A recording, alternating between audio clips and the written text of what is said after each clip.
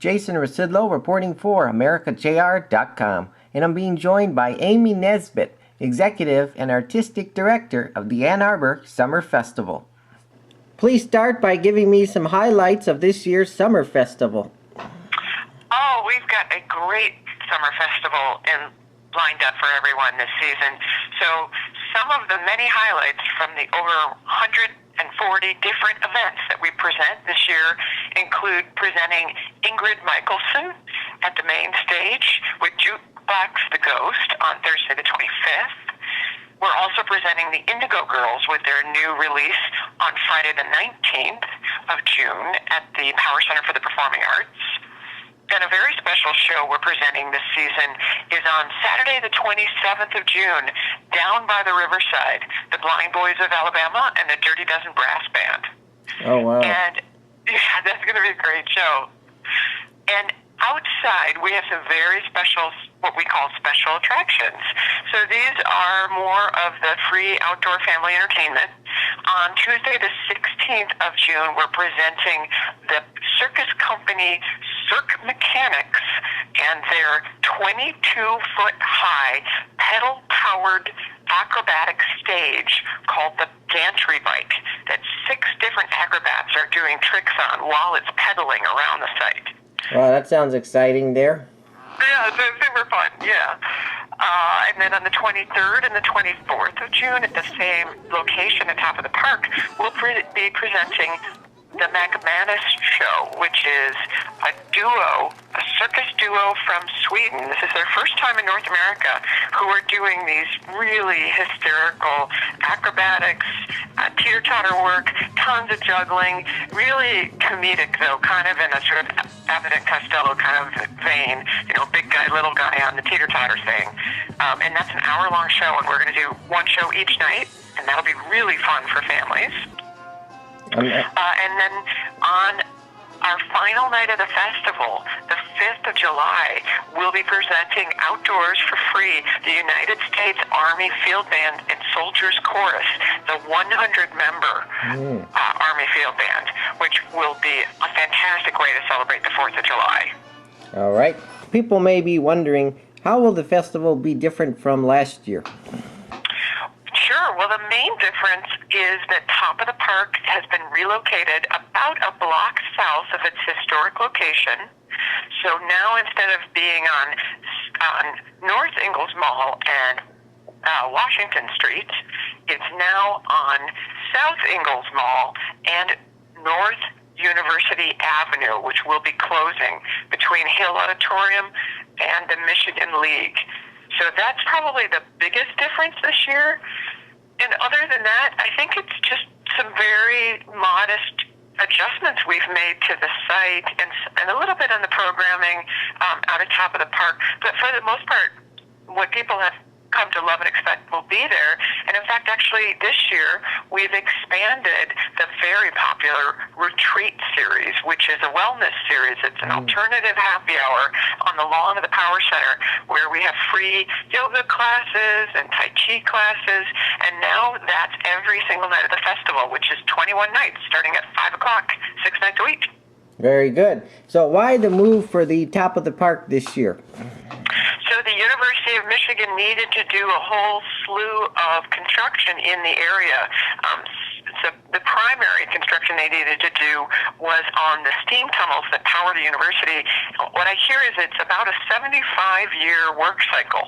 So we just came up, the number was hit, and we hit the year in 2015. So Summer Festival has been displaced off of Ingalls in that respect, and so have a number of other events, such as the art fair. So they'll be following a similar footprint as our move too. Oh, okay, very good. Now, there's always lots of activities in the Kids Zone. Can you talk about that? Oh boy, yeah, that's always a fantastic space to head to. So that we have every single night of the festival, 21 nights. We have different partners, community partners, at every one of those events. So it can be everything from building a space helmet to learning how to do calligraphy to doing karate for kids. It's different every single night, and we actually have the entire schedule up on our website as well as available that we can email people that schedule, and it'll be on the site too.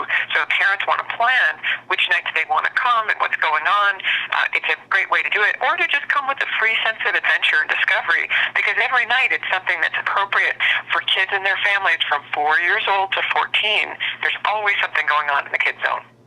All right. Now, one of the other popular activities is when people bring their lawn chairs and watch the movies on the big screen. Well, actually, people don't need to bring their lawn chairs if they don't want to, because we've got all the chairs there. But some people like their own special chair, and that's fine too. So we've got a fabulous movie lineup this year. We've got 13 marquee films. Each one starts at 10 o'clock when it gets dark, and we have this really fun giant inflatable screen, and which is actually, it's great to watch it go up. It goes up really quick, and folks will camp out. Sometimes they come with even with their blankets, and we've got popcorn and snow cones, and it's great. It's a beautiful way to see a movie. All the sound runs through the major equipment that we use for the band, so it's very robust.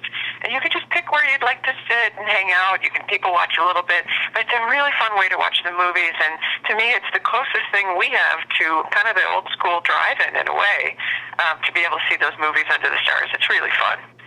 All right. Now, I understand this is the 32nd year, and it runs from June 12th through July 5th.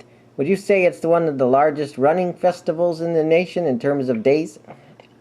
Well, I'll say that we have yet to be able to find another festival with the amount of activities running the scope, the duration that we do. For the most part, most festivals you find in North America run over a weekend or maybe a week, or they're sort of, Thursday nights down on the green or things like that. We haven't been able to find anything else that's quite as massive in scope as we are, which we're really fortunate to be in a community that has such strong support for the arts and for the festival, because I don't think we could pick up this festival and put it on just about anywhere else. But I think it's kind of funny because a lot of people who attend the festival just assume, oh, this must happen everywhere else. Every cool town around the country must have one of these.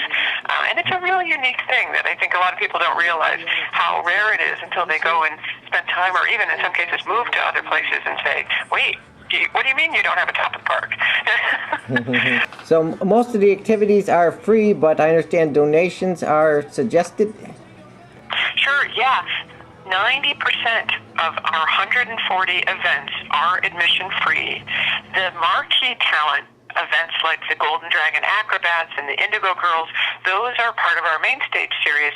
So those are a ticket to get in to see those artists, because those are major talents and very expensive to present. So most folks understand that, but our ticket prices are still extremely reasonable in comparison to a lot of other places where you'd go and see a show indoors. But outdoors, for our other events, we ask for a suggested donation. We ask people that when they come, each time they visit, if they liked what they experienced, they had a good time, they brought their family, maybe they'll put $5 into the kiosk because they got to see 4 or 5 bands, they got to see a movie, their kids got to build something at Kids Zone, all of these great fun things. Hopefully it was worthwhile enough for them to make a little donation each time they come visit. All right. Now I know sometimes it gets very busy in downtown Ann Arbor, so where do you recommend people park? Oh, well, the best tool for that, by far, is anybody with a device that's like a smartphone or an app, like on a tablet. We have a beautiful free downloadable app, and it has a wonderful GPS map, so no matter where you are, you can figure out how far you are from the different parking options. We have the hours of the parking and the cost, and Sundays are free in Ann Arbor, downtown on the city streets. It's really helpful because then you can navigate back to the parking garage if you're not as familiar with the campus, or you can figure out just how far you are from a stage when you park your car, or where the hot dog vendor is. It's all on this free app, and I just can't recommend that strongly enough. That was Amy Nesbitt, Executive and Artistic Director of the Ann Arbor Summer Festival. Thanks so much. It was nice speaking with you today. Thank you. It was great speaking with you, and I hope folks enjoy what they hear. Copyright 2015, AmericaJR.com, Ann Arbor, Michigan, USA.